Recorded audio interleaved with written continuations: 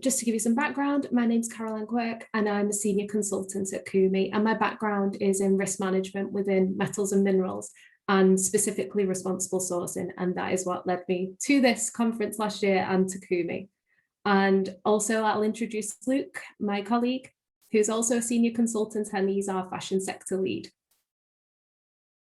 So just to give you some context, if you've never come across Kumi before, Kumi is a responsible sourcing consultancy that was founded in 2015, and we work across 3 sectors, so mining and metals, agricultural commodities, and textile and fashion. And the services that we provide are, we help companies throughout the supply chain design policies and strategies, we implement management systems to improve performance and assess through due diligence and performance evaluation. We're a trusted partner of many organisations and companies, and we have really strong partnerships with organisations such as the OECD and the European Commission. So to go into the meat of today's subject, we said that we're going to be talking about CAHRAs. So if you've never come across the term before, CAHRAs stands for conflict affected and high risk areas. And really they are so important because understanding a country risk at the material source is a critical step in effective risk management within supply chains.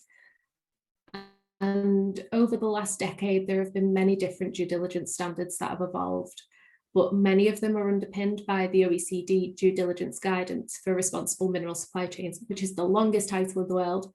And that was established in 2016. And it's important to note that their definition of a CAHRA is conflict affected and high risk areas are identified by the presence of armed conflict, widespread violence, or other risks of harm to people.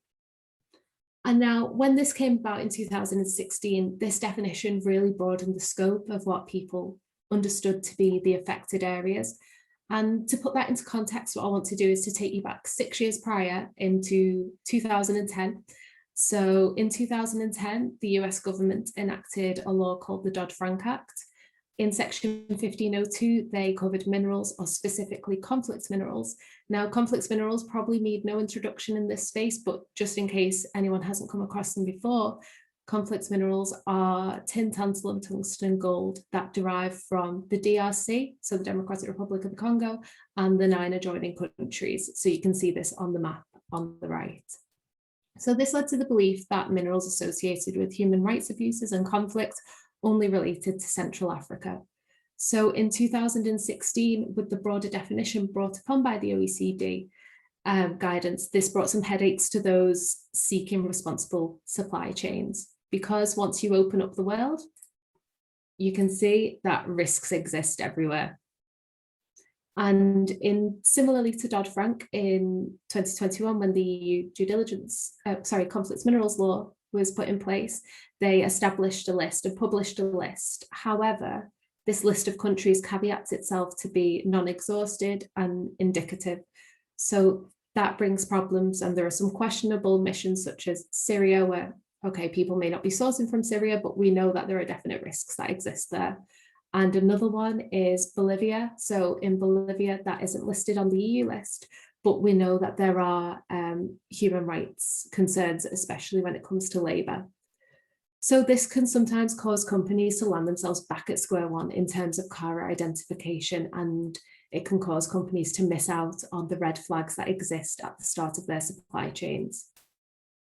So just to go through some common issues, we know that there are challenges to identifying CAHRAs if a methodology that looks at the risks is limited in its scope.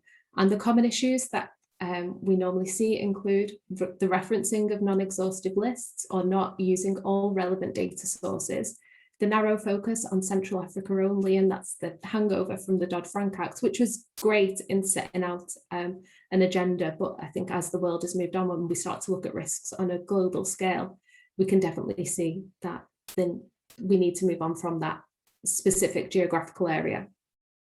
This can lead to a fragmented approach across companies, industries, sectors throughout supply chains if people aren't identifying conflicts in high-risk areas in the same way.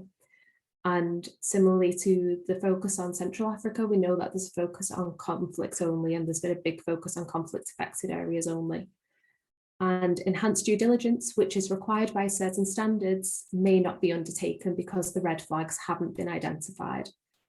And the implications that this has for due diligence is other key risks such as human rights abuses, bribery and corruption haven't been addressed.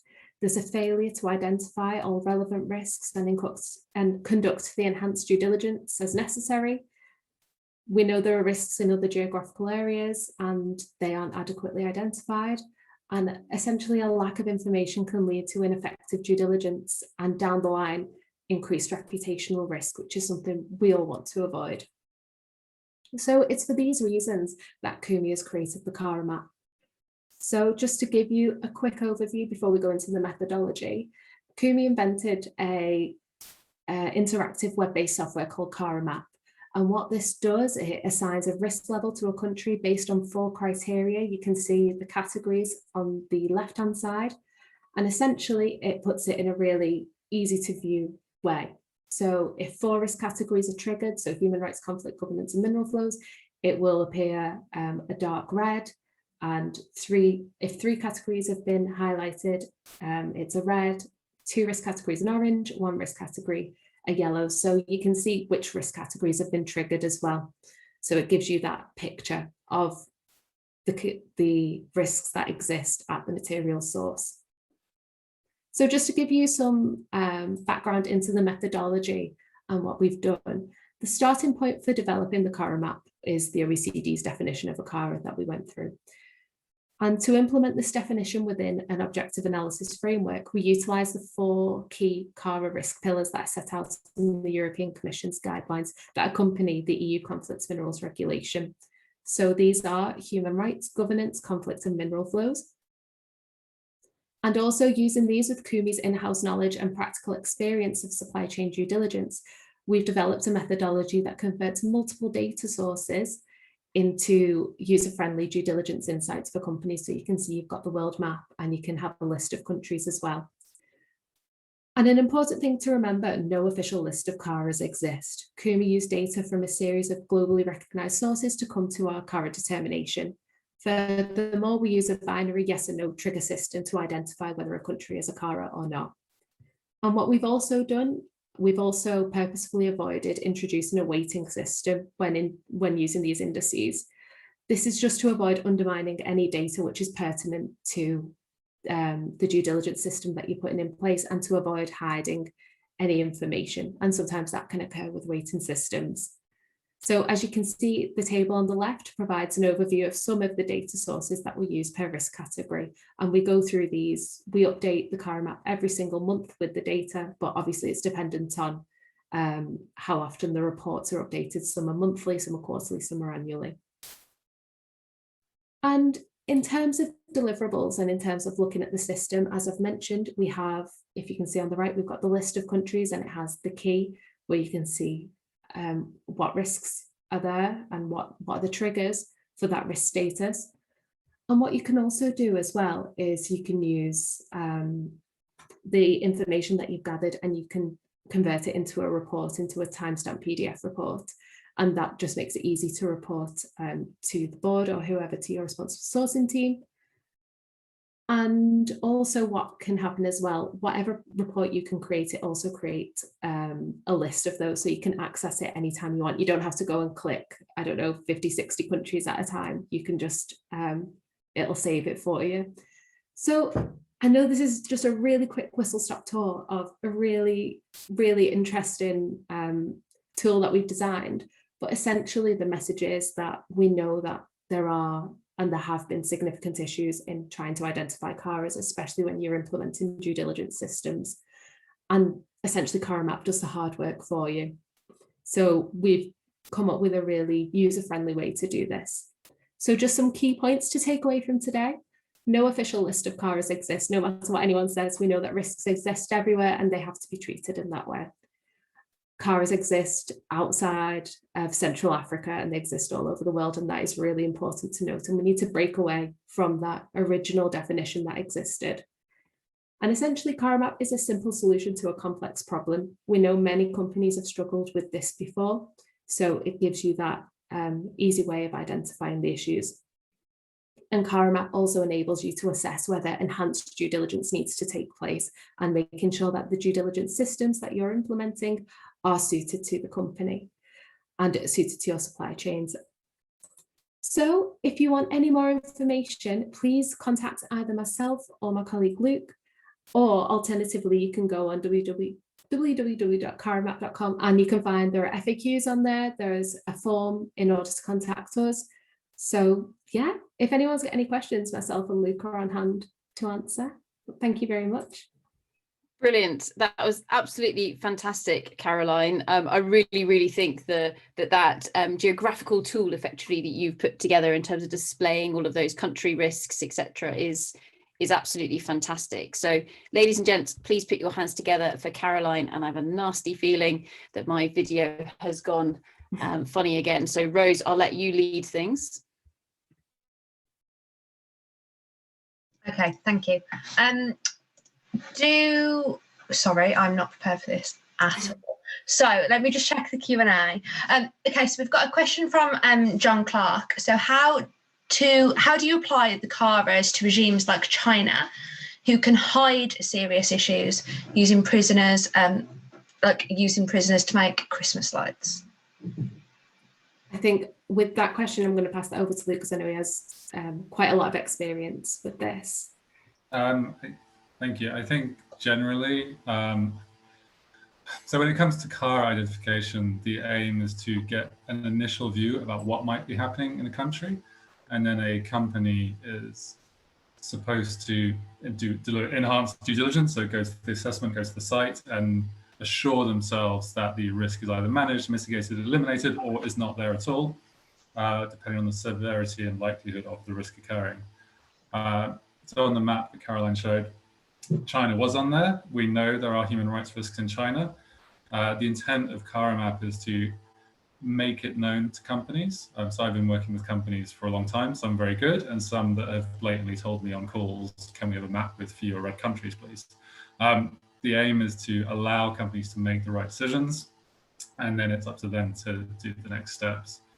It would be very hard, although China can hide things and other countries can hide things. With the data available today, it would be unlikely that a country that's committing the abuses, like forced labor, for example, wouldn't be captured by CAHRA Map. The harder ones to capture, for example, are mineral flows, which we use desk research to track. So that's stuff like Venezuelan gold going through Curacao. So that's flagged as a CAHRA because it's just gold being smuggled across borders.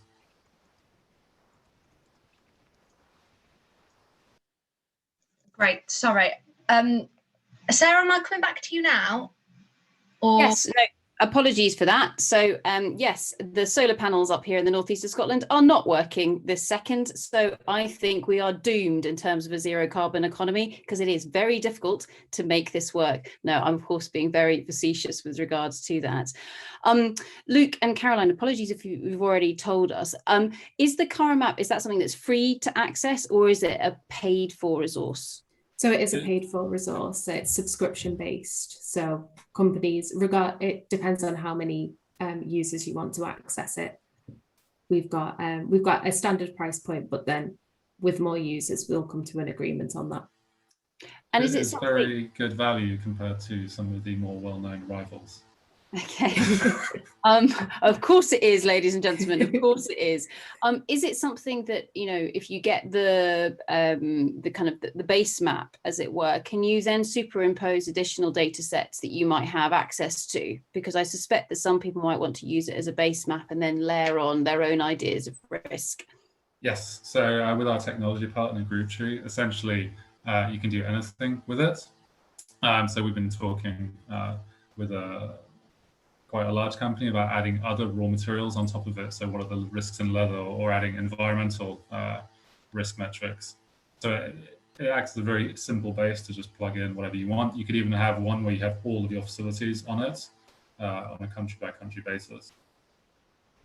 Cool, excellent. So I think, I mean, what should be said with this is that there are many, many providers of different risk maps, exactly as Luke just alluded to there. Some of them are free. Okay, you don't need to pay for all of them, but I'm sure that Kumi's is much better than everybody else's, of course, and so is well worth that price tag. But I think with regards to that, Caroline and Luke, thank you so much for coming along today. Apologies for my internet problems, my end, we will get them fixed. But ladies and gents, please put your hands together for Caroline and Luke. Thank you very much. Thank you. Thank you. Brilliant.